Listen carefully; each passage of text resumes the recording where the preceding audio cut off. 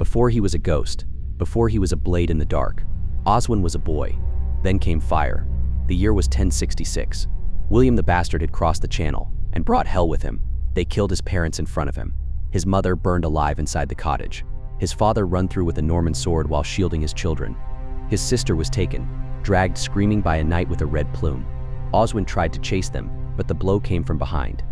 He woke in the woods, cold, bleeding, alone. He should have died there, but death passed him by, and something worse found him. They were Saxon rebels, outlaws, men who had lost too much to keep playing fair. They took him in, not out of mercy, but because they saw something useful in his eyes. They didn't teach him how to heal. They taught him how to disappear. No prayers, no comfort, just silence, steel, and survival. By the time his voice deepened, he could slit a throat in the dark and vanish before the blood hit the floor. They gave him a knife, a creed, and a reason to hate, and Oswin gave them a ghost in return. They didn't raise Oswin to be a man. They built him to be a weapon. In the woods, under stone, and behind monastery walls, his childhood was replaced by the sound of steel and the silence of obedience. At dawn, he ran barefoot through thorns with a sack of stones on his back.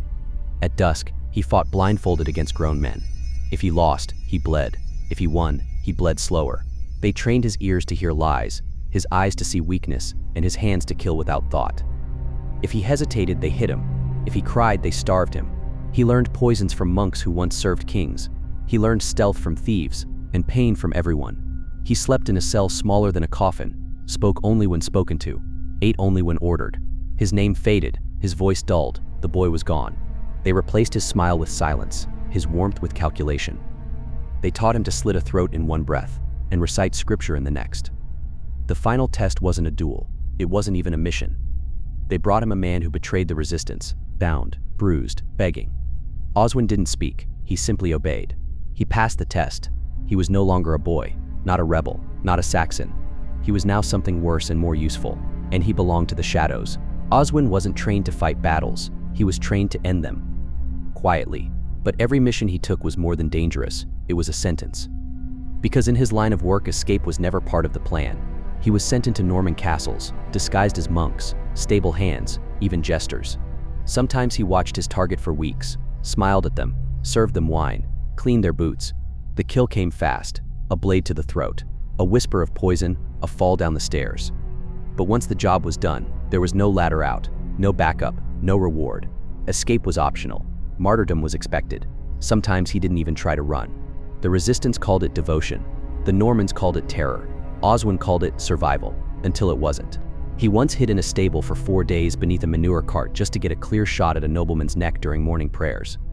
Another time, he lived 3 months as a kitchen boy in a monastery, just to serve the abbot one final cup of poisoned wine. And still, not every mission went as planned. Sometimes he was seen, sometimes he was chased, sometimes he had to kill just to get back to the woods. Each kill bought him time, each escape stole a piece of him. Oswin didn't expect to live through a mission, and the more of them he survived, the more he wished he hadn't. You'd think a man who risked everything in the dark would be remembered in the light, but for assassins like Oswin, there were no songs, no poems, no stories, only silence. He wasn't called a hero, he wasn't called anything at all. The rebels used him when they needed blood, then hid him when they didn't. He was a secret kept even from those he served. The nobles never knew who killed their brothers, the villagers never knew who saved their homes. He killed for a cause that would never claim him.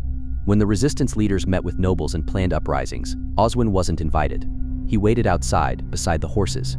He heard everything, was trusted with nothing.